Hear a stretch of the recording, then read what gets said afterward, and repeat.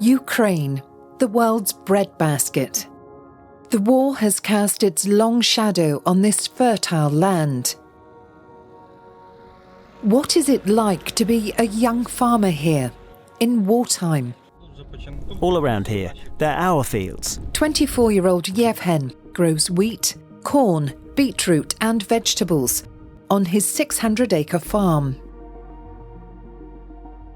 But with Ukrainian wheat struggling to exit the country because of the war, his summer harvest is still stuck in storage. The price of Yevhen's grain has plummeted by more than 40%. Now the price of my grain is 5,000 to 6,000 hryvnia per tonne. That's way lower than break-even point. So I'll need to hold it in storage and hope that something will change. The mood is tense in Yevhen's household, not least because Russian missiles have been falling in the nearby fields. His mother and brother depend on him, and he feels the weight of the world on his shoulders as he strives to keep his business afloat. Although some exports of Ukrainian grain have resumed since August 2022 under the Black Sea Grain Initiative, relief is not yet on the horizon for Yevhen. It's great that this opportunity to ship out our grain exists.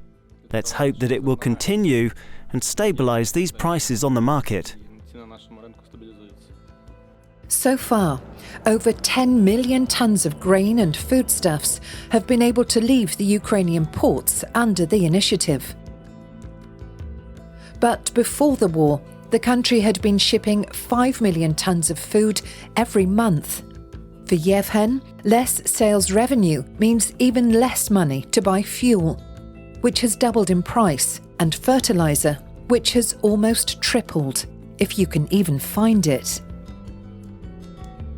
To keep operations running, Yevhen is faced with some very hard choices. We had to cut the amount of fertilisers due to their high cost. We just cannot afford to use them as we did before. So we need to optimise production costs by cutting fertiliser and pesticides.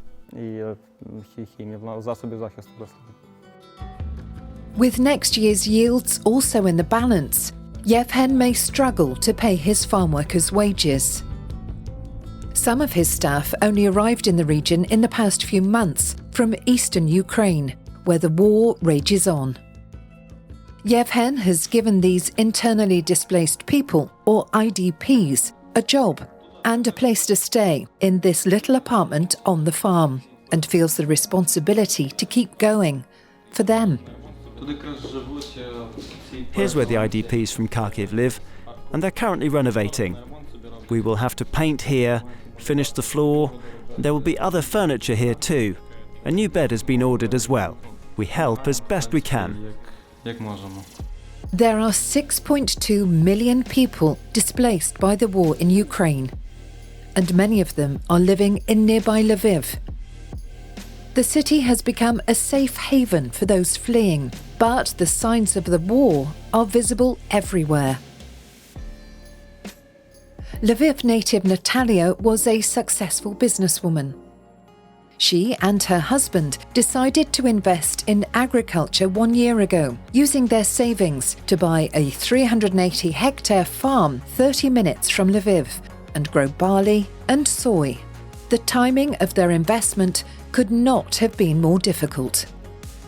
We're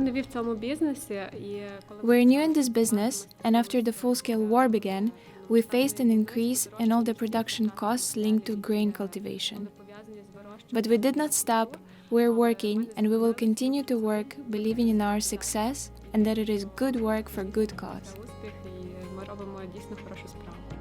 Natalia is convinced that farmers have an essential role in sustaining a country and a people at war. But how much longer will she be able to sustain her business? The harvest must be exported and sold. but the volumes that Ukraine exports today are very small compared to before. There are simply crazy queues at the borders. Logistic costs eat up most of the expected profits. Back at Yevhen's farm, it's all hands on deck as the young farmer struggles to keep operations going. He has been forced to look for additional sources of income. One is to rent spaces on his farm to produce toilet paper. This enables him to pay salaries and for other necessities on the farm. At 24, Yevhen's future remains wide open. Despite the daily struggles, he continues to believe that he can contribute to the renewal and prosperity of his country by doing what he loves best, farming with a poetic bent. Since childhood, I've always loved farming, and today I work the fields the way a poet writes a book. The grain on which Yevhen has built his livelihood is a lifeline for his community, but also for so many people around the world. What course will he and millions of others in countries far away be able to chart in an unprecedented cost of living crisis for his generation?